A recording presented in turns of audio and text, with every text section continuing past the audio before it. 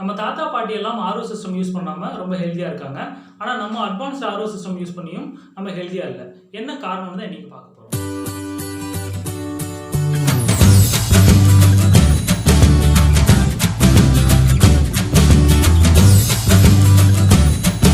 இன்னைக்கு வாட்டரை பற்றியும் வாட்டருக்கு பின்னாடி இருக்கக்கூடிய இன்ஜினியரிங் பற்றியும் தாங்க பார்க்க போகிறோம். வாட்டருக்கு பின்னாடி என்னடா இன்ஜினியரிங் போகுதுன்னு கேட்குறீங்களா? இருக்குங்க. ஏன் சொல்கிறேன்னா, முன்னாடியெல்லாம் கிணத்துல இருந்தோ போர்வெல் இருந்தோ தண்ணி எடுத்து வந்து டைரெக்டாக குடிச்சிக்கிட்டு இருந்தோம். ஆனால் இன்னைக்கு வீட்டில் ஆர்ஓ சிஸ்டம்னு ஒன்று போட்டு அதை நிறைய ஃபில்டர் பண்ணி அதுக்கப்புறம் குடிச்சிக்கிட்டு இருக்கோம். அப்படி நம்ம வீட்டில் இருக்கக்கூடிய ஆர்ஓ சிஸ்டம் வந்து கரெக்டாக செலக்ட் பண்ணியிருக்கோமா, அது கரெக்டாக வேலை செய்யுதான்னு தெரிஞ்சுக்கணுன்னா நம்ம வந்து தண்ணியை பற்றி ஒரு பேசிக்கான ஐடியாவுக்கு வருவோங்க. ஓகே, இப்போ தண்ணினா என்னங்க? நம்மளை பொறுத்த வரைக்கும் தண்ணினா வந்து ஒரு ஹெல்த்தியான ட்ரிங்க். ஏன் சொல்கிறோன்னா, நம்ம நிறைய இடத்துல பார்த்துருப்போம், படிச்சிருப்போம். தண்ணி குடிக்கிறதுனால உடம்புக்கு ஹெல்தி அப்படின்னு சொல்லி படிச்சிருப்போம். அதை வச்சு தண்ணினா ஒரு கன்க்ளூஷன், அதாவது ஹெல்த்தியான ட்ரிங்க்னு ஒரு கன்க்ளூஷன் கொடுப்போம். ரெண்டாவது, தண்ணிக்குள்ளே என்ன இருக்குங்க? தண்ணிக்குள்ளே வந்து மினரல்ஸ் இருக்குது. மினரல்ஸ்னால் என்னென்னா, இந்த கால்சியம், மெக்னீஷியம், அயனு, சிலிக்கா இந்த மாதிரி விஷயத்துக்கெல்லாம் காமனான பேர் தான் வந்து மினரல்ஸ் அப்படின்னு சொல்கிறாங்க.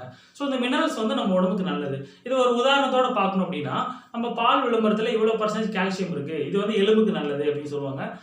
டேட்ஸ் விளம்பரத்தில் வந்து இவ்வளோ பர்சன்டேஜ் அயன் இருக்குது அப்படின்னு சொல்லுவாங்க. ஸோ அப்போ இந்த மினரல்ஸ் வந்து நமக்கு உடம்புக்கு நல்லது. இது இருந்துச்சுன்னா நம்ம உடம்பு ஹெல்த்தியாக இருக்கும் அப்படின்னு கன்க்ளூஷன் வருவோம். ஓகே, மூணாவது, இந்த தண்ணி குடிக்கிறதுனால நமக்கு என்னங்க யூஸ்? நம்ம எதுக்காக தண்ணி குடிக்கிறோம் அப்படின்னு பார்த்தீங்கன்னா, நம்ம உடம்புல இருக்கிற பிளட்டை வந்து ரெண்டாக பிரிப்பாங்க.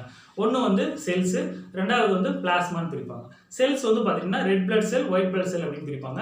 இந்த பிளாஸ்மா வந்து 90% வாட்டரும் 10% வந்து வேஸ்டேஜ் ப்ளஸ் அந்த ப்ரோட்டீன்ஸ் அந்த மாதிரி பிரிப்பாங்க.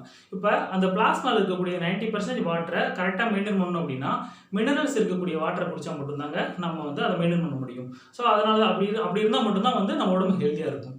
இப்போ நம்ம தாத்தா பாட்டி கதைக்கு வருவோம். தாத்தா பாட்டியெல்லாம் ஆர்ஓ சிஸ்டம் யூஸ் பண்ணாமலே எப்படி ஹெல்த்தியாக இருந்தாங்கன்னா, தண்ணியில் இருக்கக்கூடிய மினரல்ஸை அவங்க டைரெக்டாக எடுத்துக்கிட்டதுனால அவங்க உடம்புக்கு மினரல்ஸ் கிடைச்சிது, அவங்க வந்து ஹெல்த்தியாக இருந்தாங்க.